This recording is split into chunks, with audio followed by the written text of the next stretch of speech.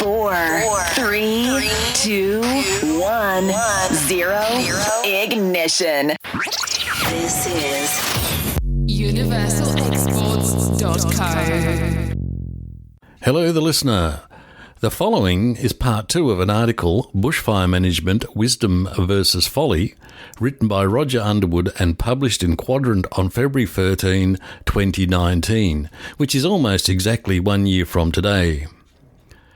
I am posting this in the public interest.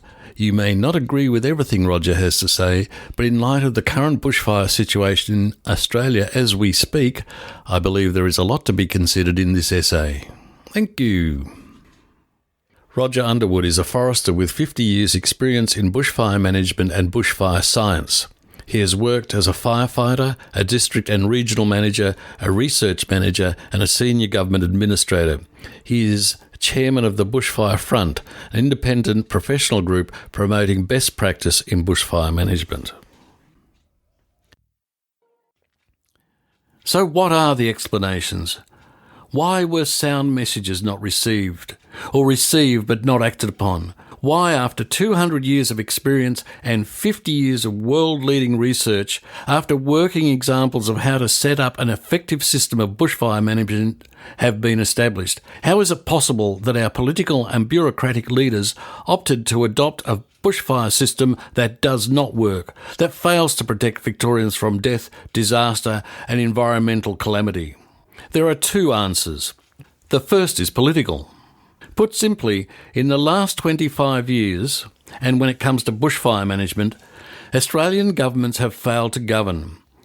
The focus of politicians has been on getting elected or staying in power, not in providing intelligent, tough and effective governance. This has led to political parties courting the preference votes of pressure groups and of city-based electors who are in the thrall of pressure group philosophies.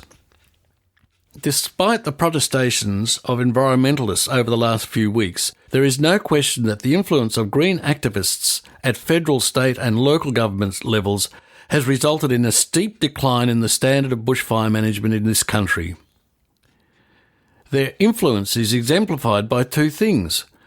One, opposition to prescribed burning for fuel reduction, resulting in unprecedented fuel build-ups in parks, forests and reserves close to population centres, and two, rural residential developments in which developers and residents have been prevented or discouraged by environmentalist-dominated local councils from taking reasonable measures to ensure houses are bushfire safe, and where people are living in houses in the bush where there is no effective enforcement by councils of building codes or hazard reduction. The situation where a government fails to govern is, of course, made worse when communities and individuals fail to self-govern. People building houses and choosing to live in the bush also have a personal responsibility to look after themselves and their neighbours. This responsibility, it seems to me, has also been discouraged by modern governments.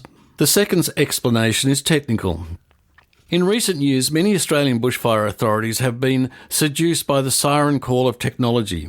This has lured them into a fatal trap. Their assumption is that any fire can be contained so long as they get it early and then have enough hardware to throw at it. This approach arose in the United States in the years after World War II and is thus known to Australian land managers as the American approach. The American approach is fundamentally flawed. 50 years of its application in the United States and 10 years in Australia has demonstrated that no force of firefighters in the world, indeed the firefighting resources of the world, could they be marshalled into one place, can stop a crown fire in heavy forest which is generating a jet stream of spot fires downwind, each spot fire also landing in heavy fuels and starting new crown fires. The best and the bravest men and women, armed with the most munificent and most magnificent and most expensive equipment, is totally overwhelmed. This is a reality that still appears not to have penetrated the Australian bushfire generals and our political leaders. Not only have we seen the American approach increasingly supported in this country and then watched as it invariably fails when pitted against the multiple hot fires in heavy fuels, it seems to have taken on a life of its own.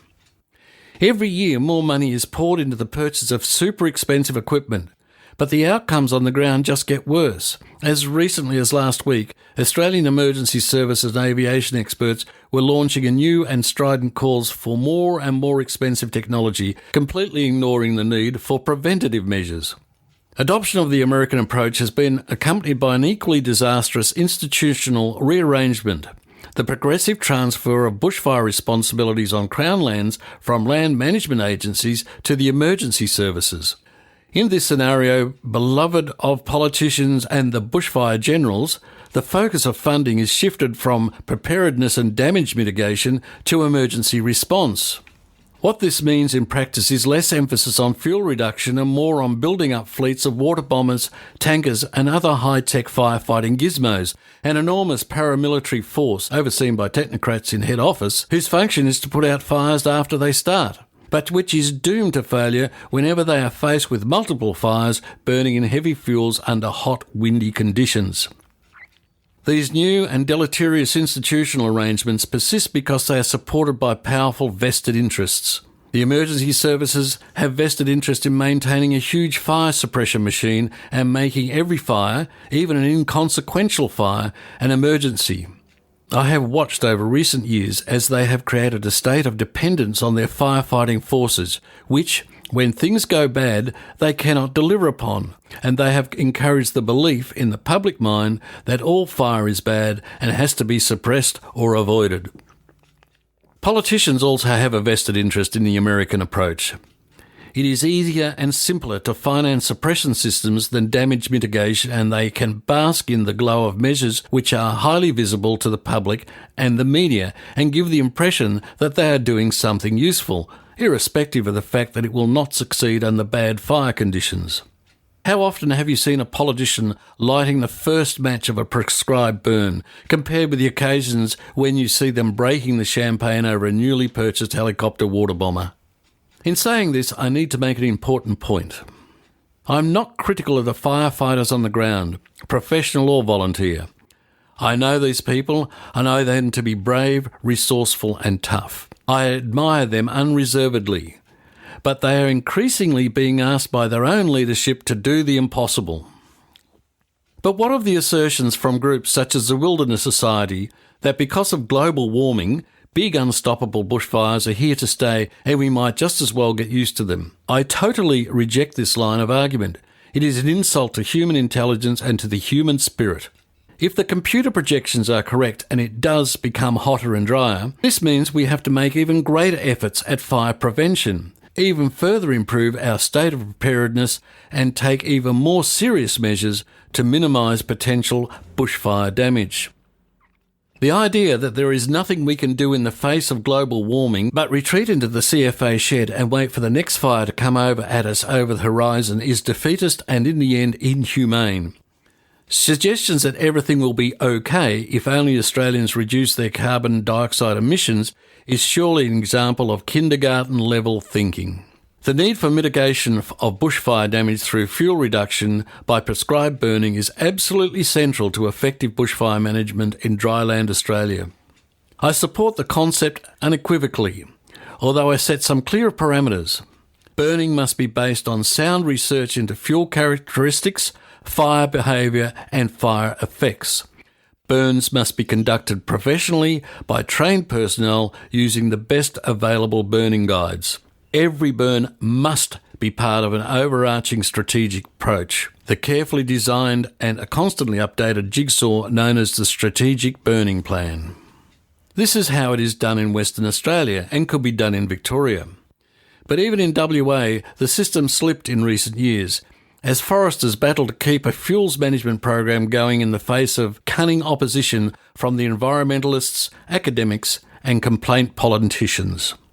WA has also seen an almost complete abandonment of effective bushfire management on private land over the last decade, with local government opting out and no one else filling the vacuum. This is a situation people like me are trying to address as we speak. Would it not be better, we say to the WA government, to sort things out in advance rather than after a disaster? Nevertheless, 50 years of hard experience in Western Australia and world-class research has demonstrated beyond argument that while fuel reduction by prescribed burning does not prevent bushfires, it ensures fires do less damage and makes them easier, cheaper and safer to extinguish. In gamblers' terms, it shortens the odds in favour of the firefighter. In human terms, it means people living in bushland areas where fuels have been reduced are less likely to be burnt to the death than are people living amongst heavy fuels. Victoria, New South Wales, and to a lesser extent South Australia, are years behind Western Australia when it comes to the critical business of fuels and fire management. There is no need for new research to demonstrate the value of prescribed burning, as some academics are suggesting. The need is to apply existing knowledge in a vastly expanded prescribed burning program on the lands that burn. The need is to upgrade the fire skills of field staff in parks and forests so that they can handle burns confidently and efficiently. Develop comprehensive planning and control systems to ensure burning is professionally carried out and the results are properly monitored and recorded. Above and beyond all this is the need for governments to recognise these needs, to act on them and to support their staff in the field. And here's the rub. Based on history, you could be excused for asking, will anything change? Or will we just see another revolution in the bushfire cycle? My fear is that governments, however much they may make the right noises, will in the end want to stay in office, and unless things change, this will mean pandering to those who constantly oppose responsible bushfire management. My fear is that the forces whose benefit from the status quo will already be marshalling their resources in its defence. These will include the bushfire generals who will not want to lose their power and influence, or to see funding go into land management, which they do not control, instead of new helicopters, water bombers and tankers, which they do. I fear that all-knowing academics from Murdoch University, the University of Wollongong, the Fenner School of Environmental Studies at ANU, and members of the Canberra and Melbourne intelligentsia will emerge from their leafy campuses to tell us that actually there is no problem at all. Surely everyone knows that killer bushfires are simply Mother Nature at work, or the planet's revenge for our despicable, environmentally unfriendly behaviour. This line will be pushed over and over again, helping to massage the consciences of politicians reluctant to make substantial changes to policies and practices which they think will be electorally unpopular.